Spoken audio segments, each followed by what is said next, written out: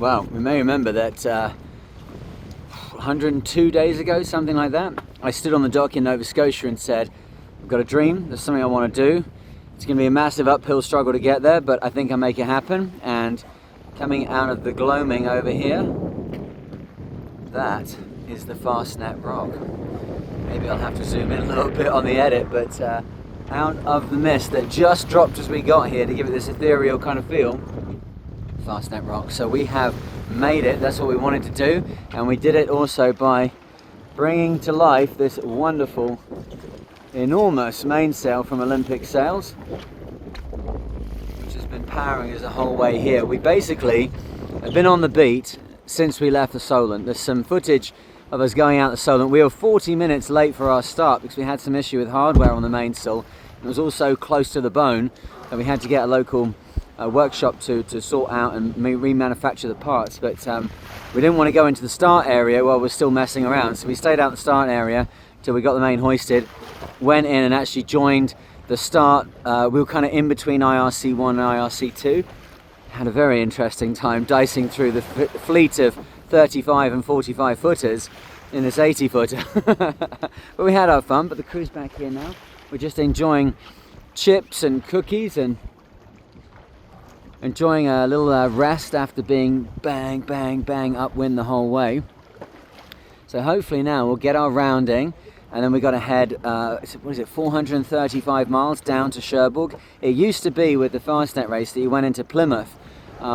Just didn't seem to kind of like work out well, and I don't think Plymouth as a town was the best place to do it. There's much more passion, there's much more excitement in Cherbourg for this event, and as we already went there to go and get our mainsail, we've already seen the race village set up and all the rest of it. So I did have a dream that we'd be able to race close alongside Adrienne, which is the boat that has the round the world West solo record.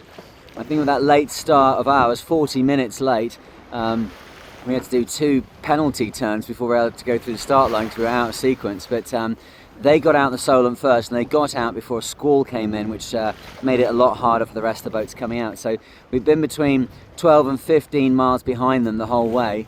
The wind really died off here at Fastnet just as we got here, so I think they'll have stretched that lead. But for most of the way up the beat here to Ireland, we've been very, very close. So we've got to come back and try and take a win from them on one occasion. But I'm hoping when we get to Cherbourg we can firstly go on board Adrienne, and there's a slim chance we'll actually get to meet Jean-Luc Van den Heet. So the other thing we've got on board, of course, is Patrick Lane, who's here at the back. He's been filming, and if you haven't seen Patrick's channel, I'll put a link for it here and down in the description. He's doing his own report on coming back to Fastnet with us on Osprey. So yeah, we're doing pretty good. Like, got to focus a little bit because things are happening here, but just keep updating you. And it has been pretty hectic on the way up. I forgot that you can just do short YouTube videos. I thought, of course, I've got to create something massive, but we're looking pretty good. Oh, we got a tack coming on here, have we? Are we ready to tack? Yeah, absolutely. Whenever you're ready. I'm in filming mode. I don't care anymore. You guys do your thing. There's like biscuits on the floor, and the great thing with this stuff is that my idea is to try and do as little as possible. So now Pete's very much more experienced, but everybody here has learnt how to do this on this voyage. And you know, people asking me what kind of experience do you need to come on? You don't need any experience. You need to have like a head that's on a swivel, right? Don't be a difficult person to be on a boat with. But in terms of sailing, I want to try and share the adventure, share the personal development as always, and we'll train people as we go along. So hopefully, they've just got to be very, very cautious with the backstays. I'm just very concerned that people make sure they got one tight before they release the other. But we've done so many tacks. Here we go, look. Here you go, the backstays. The backstay's going on tight now. Boom's coming over. There we go. Here comes the jib. Nice. That's the other backstay going off down there. Yeah, nice. Very gentle. Actually, look at that little trimaran over there. I've been very close to them the whole way up on this leg. Oh, they got their code zero out, hey?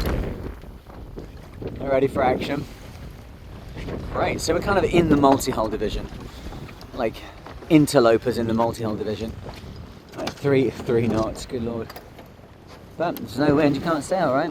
But we've been pretty much pushing, I think 8-9 knots the whole way up. The one thing we have got is that now we've got this enormous main. Look, here's a bit of a shot of it. Look at that sucker. So that top of that mast, 120 feet off the water.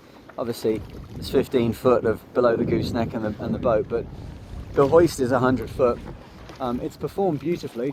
Now we've put a bit of a stretch in it. We need to come back and put our batten tensions in, but we'll be able to actually show you this in detail, what we designed and got from Olympic Sails. And I would say they built it absolutely on time, as they said they were going to do it.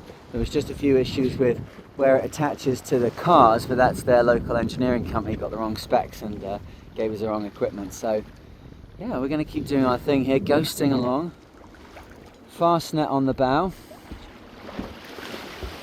And not least, remember that a lot of this has come down to you guys giving me support to do this, right? So when you like, share and subscribe, things move forward. But also, a lot of people went and bought parts of the old mainsail, which we still have to do a bit of a swan song for that. I've done a podcast over on the Mariner podcast channel, which is available wherever you get your podcasts. It's not out yet, because I just need to do a little jiggery pokery splicing two things together.